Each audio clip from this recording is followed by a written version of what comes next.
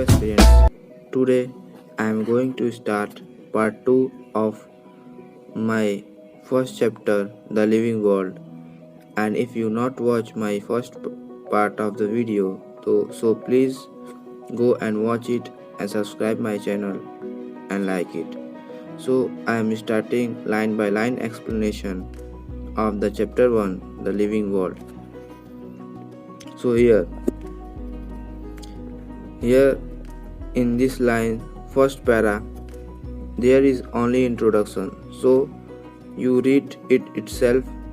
I am starting from 1.1, what is living.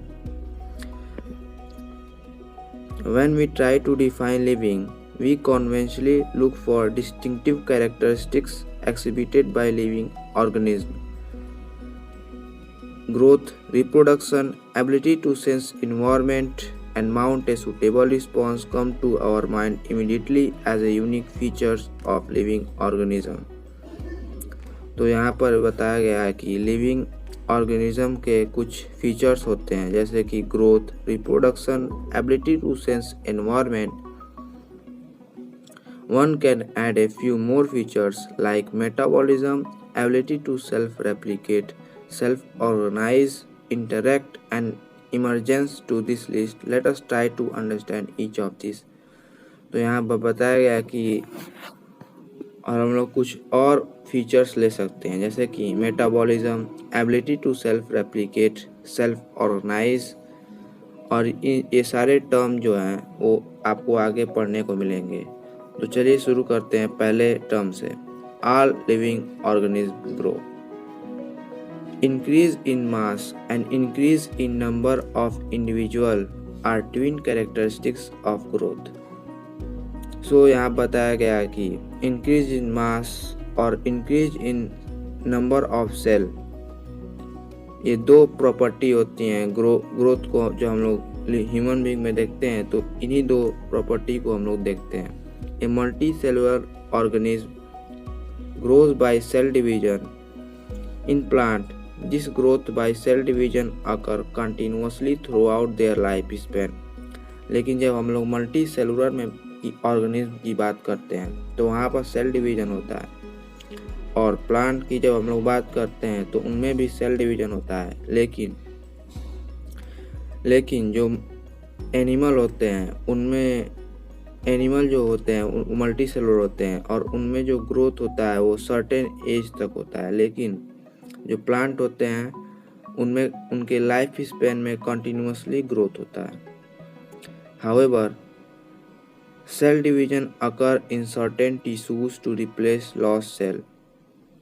लेकिन जो human being होते हैं जैसे कि हम लोग हैं, तो हम लोग के ये मतलब नहीं हुआ कि हम लोग का हाइट जो है वो रुक जाता है तो हम लोग में ग्रोथ नहीं हो रहा है. हम लोग में ग्रोथ होता है, मतलब हम लोग के अंदर इनसाइड द बॉडी जो डेड सेल होते हैं वो न्यू सेल उनको रिप्लेस करते रहते हैं. Unicellular organism grow by cell division.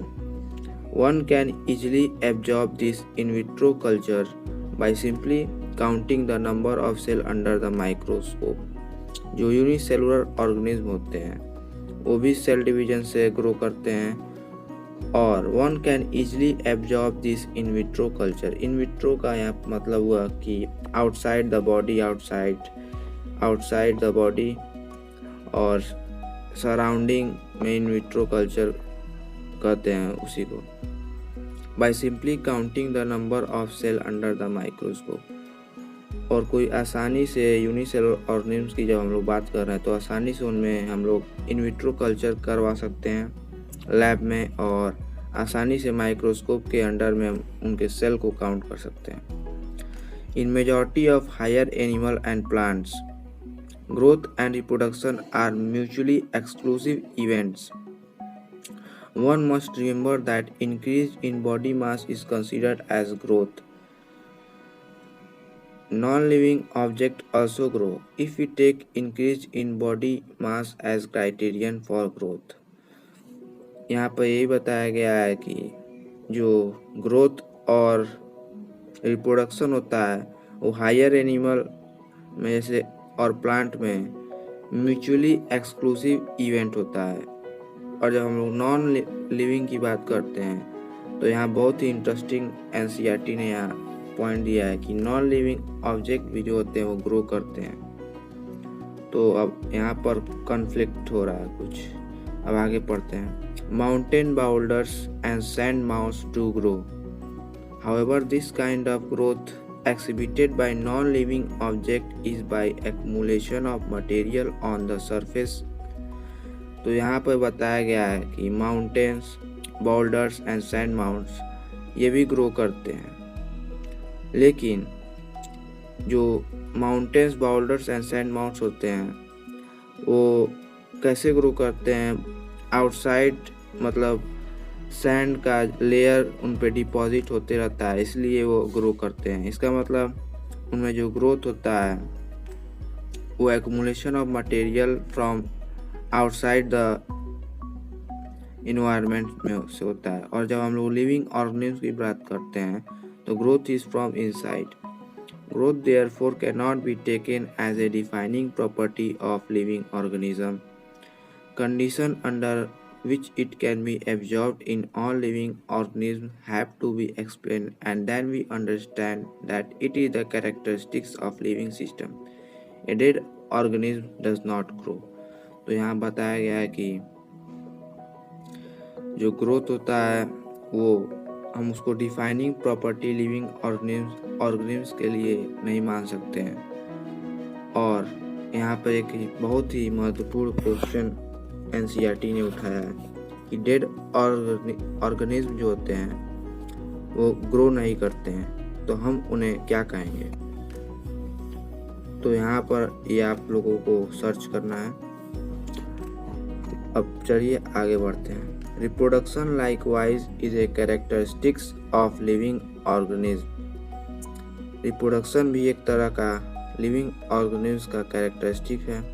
In multicellular organism, reproduction refer to the production of progeny possessing feature more or less similar to those of parent। Multicellular organism में reproduction जो होता है वो production of progeny का यहाँ मतलब हुआ new baby और newborn baby.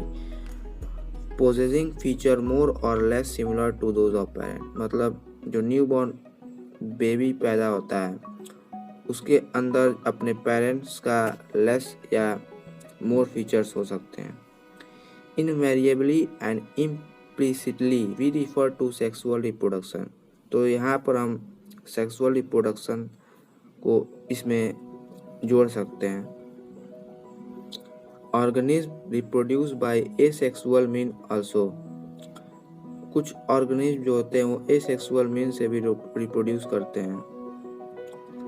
Fungi multiply and spread easily due to the million of asexual spore they produce। और जो फंगी होते हैं वो मल्टीप्लाई करते हैं एसेक्सुअल स्पोर्स की मदद से।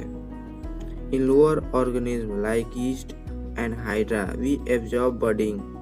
और जब हम लोग लोअर ऑर्गेनिज्म की बात करें, ईस्ट और हाइड्रा की, उनमें बडिंग होता है। तो ये सारे जो टर्म है बडिंग, स्पोर्स, एसेक्सुअल स्पोर्स, ये सारे आपको आगे पढ़ने को मिलेंगे, तो मैं यहाँ पर डिस्कस नहीं कर रहा हूँ। In planaria flatworm we observe true regeneration. और प्लेनेरिया में हम ट्रू रीजनरेशन एब्जॉर्ब करते हैं। That is a fragmented organism regenerate the lost part of the body and become a new organism. मतलब एक फ्रेगमेंटेड ऑर्गेनिज्म होता है जो अपना lost part of the body को फिर रीगेन कर लेता है। मतलब वो फिर अपने जो उसके बॉडी का जो पार्ट गायब रहता है उसको फिर वो अपने अंदर रीजनरेशन प्रॉपर्टी से फिर उसको वैसे ही ग्रो कर देता है। The fungi, the filamentous algae, the protonema of mosses all easily multiply by fragmentation। Fungi, filamentous algae और protonema of mosses। और प्रोटेनेमा जो टर्म है वो आपको अगले चैप्टर में देखने को मिलेगा। तो आगे देखते हैं। All easily multiply by fragmentation. ये सारे जो है फिलामेंटस एल्गी, ये सारे जो है वो फ्रेगमेंटेशन से मल्टीप्लाई करते हैं। When it comes to unicellular organisms like bacteria, unicellular alga और amoeba, reproduction is synonymous with growth। जब हम लोग यूनिसेलुलर ऑर्गेनिज्म की बात करते हैं जैसे कि बैक्टीरिया, यूनिसेलुलर एल्गा और अमीबा, तो वहाँ पर जो रिप्रोडक्शन होता है वो ग्रोथ के बिल्कुल ही सेम होता है। That is increase of number of cell. We have already defined growth as equivalent to increase in cell number और मास। तो यहाँ पे कॉन्फ्लिक्ट करता है जब हम लोग यूनिसेलुलर ऑर्गेनिज्म की बात करते हैं, तो यहाँ पे कॉन्फ्लिक्ट करता है क्योंकि यूनिसेलुलर ऑर्गेनिज्म में भी जो रिप्रोडक्शन होता है वो increase in number of cell से होता है, और जब हम लोग ग्रोथ की बात करें तो वो भी आपका increase of number of cell होता है। We have already defined growth as equivalent to increase in cell number or mass. Hence, we notice that in single-cell organisms, we are not very clear about the usage of these two terms, growth and reproduction. तो हम लोग यहाँ पर देख रहे हैं कि single cell organism में हम लोग बिल्कुल क्लियर नहीं है कि कहाँ हम लोग ग्रोथ और रिप्रोडक्शन यूज करें। Further, there are many organism which do not reproduce, mule, sterile worker bees, infertile human couple, etc. Hence, reproduction also cannot be an inclusive defining characteristics of living organism. Of course, no non-living object is capable of reproducing or replicating by itself. तो यहाँ पर ये बता रहा है कि जो कुछ ऐसे भी होते हैं जो रिप्रोड्यूस नहीं करते हैं, जो कुछ लिविंग ऑर्गेनिज्म ऐसे भी होते हैं जो रिप्रोड्यूस नहीं करते हैं, जैसे कि इनफर्टाइल ह्यूमन कपल्स, और जो स्ट्राइल वर्कर बीज होते हैं वो भी रिप्रोडक्शन नहीं करते हैं। तो क्या हम उन्हें लिविंग ऑर्गेनिज्म नहीं कहेंगे? तो इसलिए हम रिप्रोडक्शन को डिफाइनिंग कैरेक्टरिस्टिक नहीं मानते हैं लिविंग ऑर्गेनिज्म के लिए।